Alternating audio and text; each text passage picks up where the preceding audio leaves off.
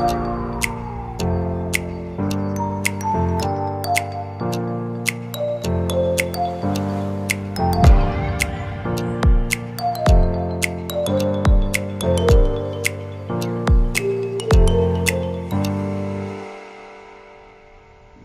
everybody, my name is William Porter. Welcome to this edition of Storytelling Time. This program is brought to you by Every Black Entrepreneurs Network. And we're here with Ms. Linee Vanhook Walker, and she was with us the last time talking about her business as well as her ministry in terms of how her spirituality has helped her in her business. And so she's back with us today, and hopefully she'll tell us more about her personal experience, her trials and tribulations, and so we're really looking forward to that. So, Linee, thank you for being with us again. Thank you. Thank you for having me again. Thank you so much. Great. Well, as I said last week, we talked quite a bit about your business, and you have a number of businesses. And by the way, Linee is out of the Garner, North Carolina area. Garner, which is a small but growing community outside of Raleigh. And so it is the Raleigh-Durham, North Carolina area. And let me ask you this. Is your clientele within the whole Raleigh-Durham area as far as your business is concerned? Or is it just basically the Garner area, south of Raleigh? Right. So as far as my businesses, they actually are countrywide. Okay, so, and I say that because I service people in different areas. I'm also online, as far as the business, they can contact me online. They can order jewelry online. And I also travel throughout different states from Virginia, Maryland, Georgia to do hair clients that has followed me since my career. And as far as Daniel's Voice LLC, that is going to be a nationwide advocacy. Okay, yes. That's great. Well, I know last week we talked about your businesses, and you have several, and you're very successful. And we touched upon the fact that your spirituality in terms of believing that God has helped you in your business was key and is key to your success. And we want to continue with that line of thought. But as it connects with your personal experience in terms of certain challenges that you've had, especially over the last, year or so, tell us about those trials and tribulations that you've had. Okay, so over the last year, I've lost my son, Daniel. He was 26. He was murdered by his female domestic partner. And that is how Daniel's Voice came about. And of course, it's because of God that I am even sitting on this chair next to Mr. Porter, being able to even discuss what has happened, the traumatic event that has happened in my life within the last year. Have not quite even been a year yet. So I definitely have to give God his props for even keeping me and sustaining me to be able to even speak about it. There's one scripture that I'm very familiar with, and it's one of my favorite scriptures, as a matter of fact, and that is Romans 8:28, which says that all things work together for the good, for those who love God, to those who are called, for his purpose. And it's scriptures like those that keeps me going. And does a scripture like that help you, even though you've been through a very traumatic situation? Does that help? And I'm sure it does. I imagine it does. You to continue doing what you're doing? Of course. And again, I'm not sure if your audience heard the prior interview, but I had mentioned Philippians and 4:13, which says, "Your strength, all my strength comes through Christ." And that is definitely where I'm getting my strength, and I can do all things through Christ. So just really applying that scripture to my businesses keeps me at least somewhat motivated to keep going. We're talking about basically domestic violence as it relates to your son and his situation, and of course we bring our condolences as far as that particular situation is concerned. Thank you. And sometimes that's all we can do. We can pray, of course, and we can be sympathetic to what others are going through and hope that they understand that we're with them.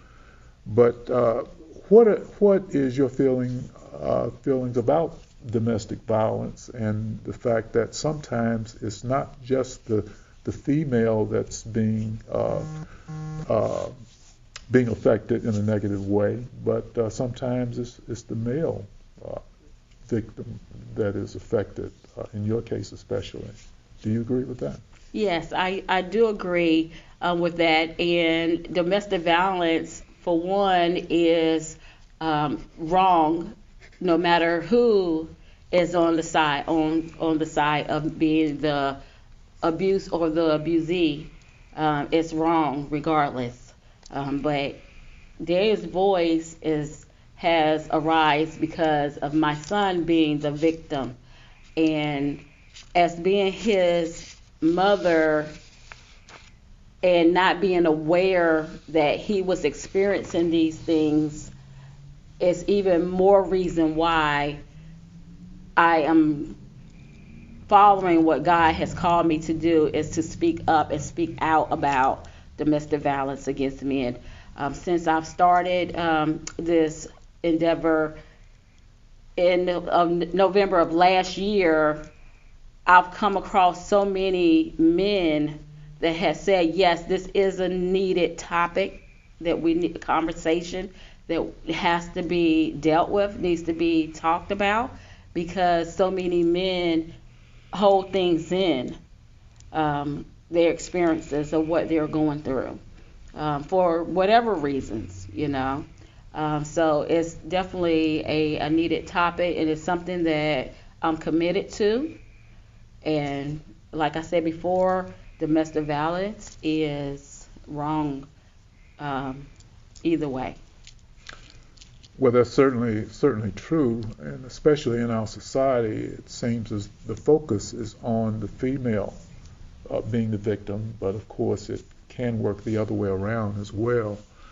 Of course, you're dealing with this situation now, as a matter of fact, and you can get into it to any level that you'd like to get into it, as far as what you're trying to do to deal with the legal aspect of it. And I understand that this situation happened not in North Carolina. Is that correct? Correct. But it was in Arizona? Am yes, I correct in Arizona, yes. Okay. What part of Arizona, may I ask? In Tucson. Tucson, Arizona? Yes. Okay. Sarita, Arizona. Okay. So you're working now, I guess, long distance in trying to deal with the situation. How much information can you give us as far as what you are doing to deal with your situation, as far as your son's is concerned? Yeah, so right now, of course, it's the legal aspect of me having to deal with taking care of everything legally. Unfortunately, right now, I'm unable to really give details of the case because it's an open case. But as far as what I'm dealing with, I'm having to travel back and forth across country to go to pre-trials, go to other trial hearings, and speak to lawyers. Also, here at home, I have 3 other children that I also have to make sure that it's well as well, making sure that they're coping with the loss of their brother. And not only that, taking care of that, I also have to take care of myself. on top of all of that.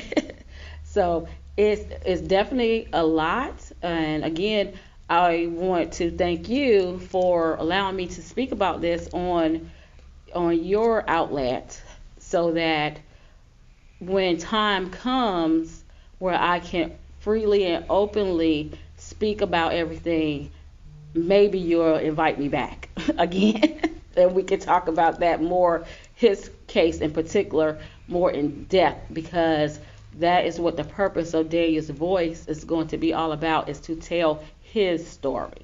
All right. Okay. Well, great. Well, we're going to come back with Linee, and we'll get into the fact that she had to do a lot of public speaking, and she continues to do a lot of public speaking, and we'll ask her how did that come about as far as getting more familiar with that particular aspect. And so we'll be back in just a minute. Stay tuned.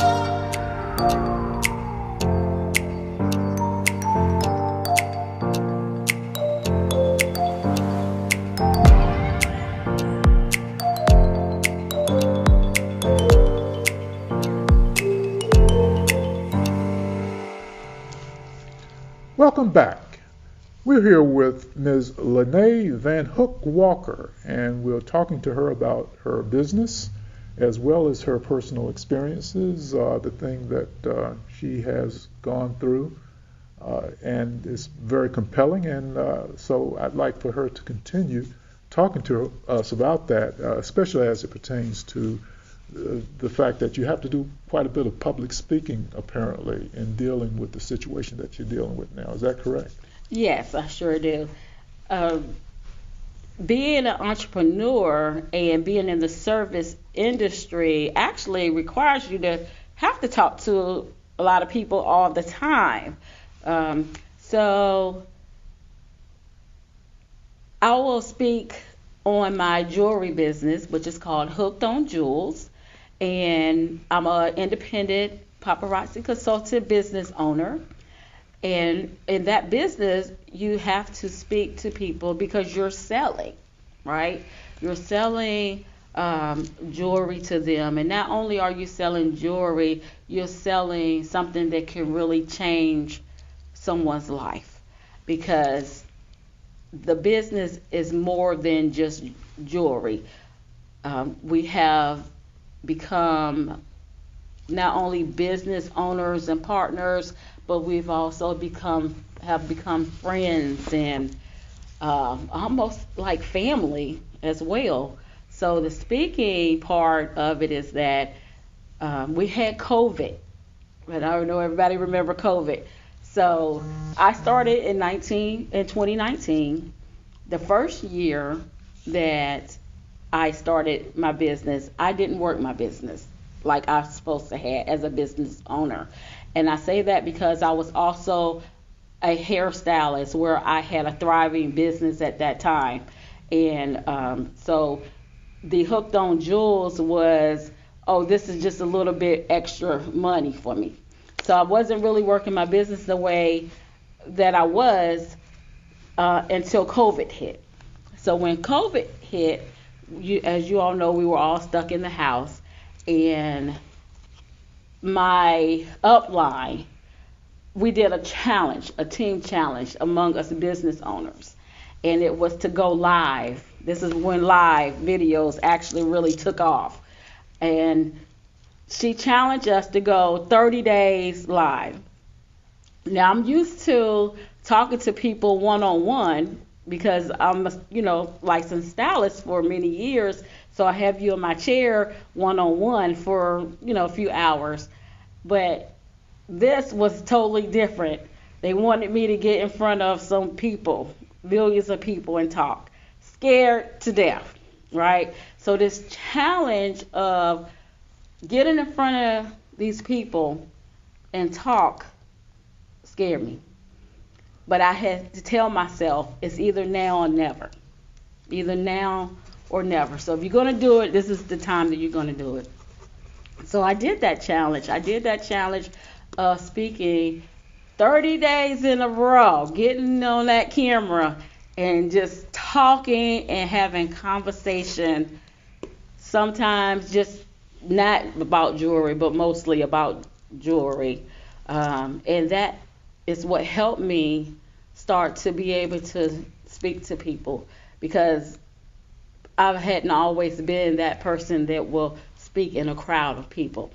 It was more always that intimate of one-on-one type thing. So my jewelry business definitely helped me with that.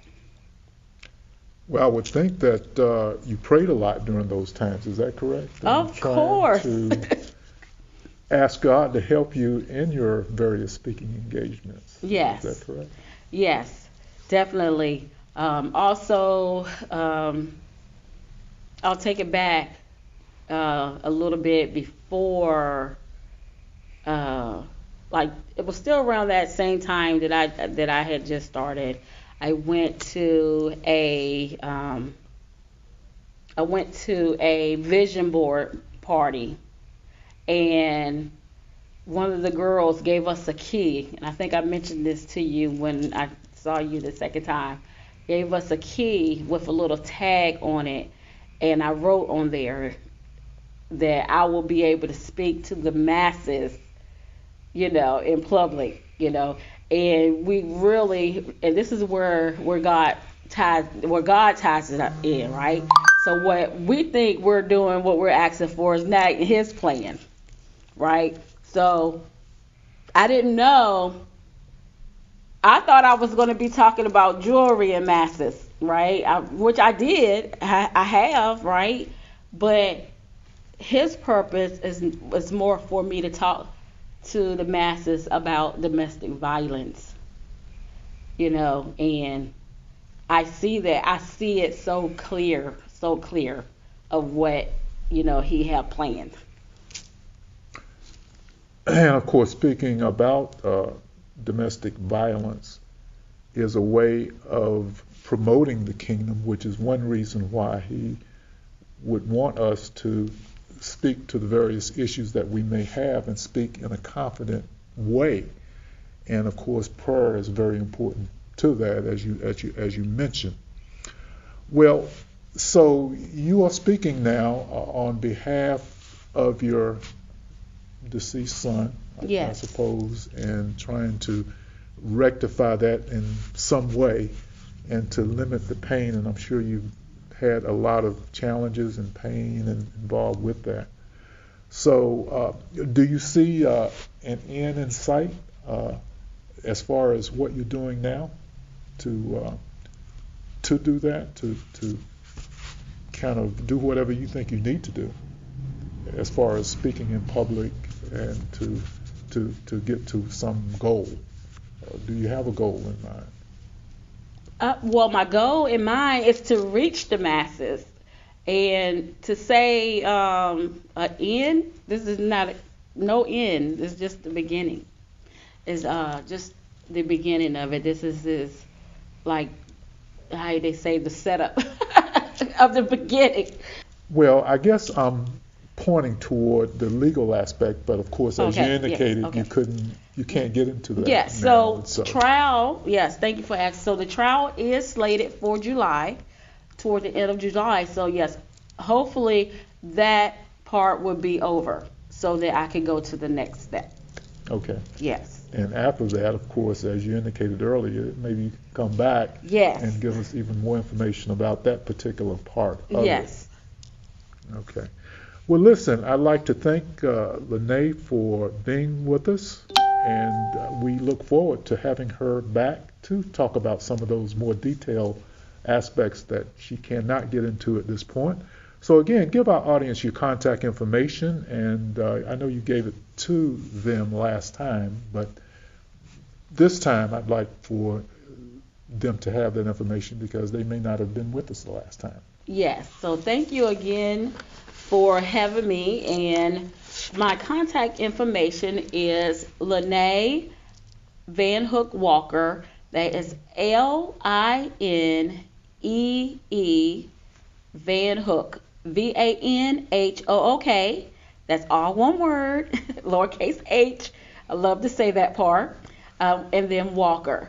And the mailing address is P.O. Box 123, Garner NC 27529.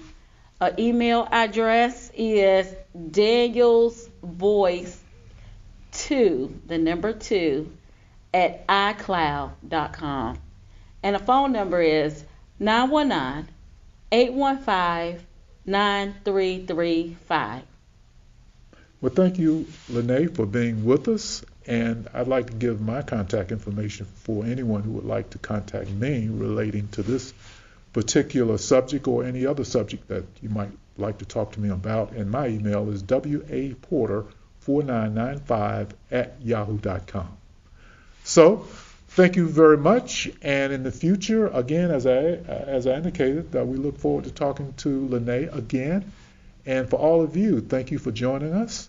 And as I always say, that whatever you may be going through, whether it's good or bad, just keep this in mind, that there's always more good things coming your way. And we'll see you the next time. This is Food for Thought. William Porter, author, conducted the previous interview with Miss Linee Vanhook Walker, an entrepreneur from Garner, a small but growing community outside the city of Raleigh, North Carolina. The interview was given in 2 parts on Saturday, June 1st, 2024, shortly before noon at the Garner Chamber of Commerce. The end of Part 1 and the beginning of Part 2 was separated by about a 10-minute interval. At the conclusion of the interviews, upon inspection of the length of time for each part, Dr. Porter noticed that the length of time given for each part of the interview was identical down to the second. As indicated on the timer of his personal cell phone, the length of time for each part was 21 minutes and 11 seconds. Is the same length of time for both parts of the interview coincidental, or is there some divine work at play? Consider verses 11 and 21 in the book of Jude, which addresses the contrast between the consequences of disobedience and the promise given of upholding the faith. This is Food for Thought.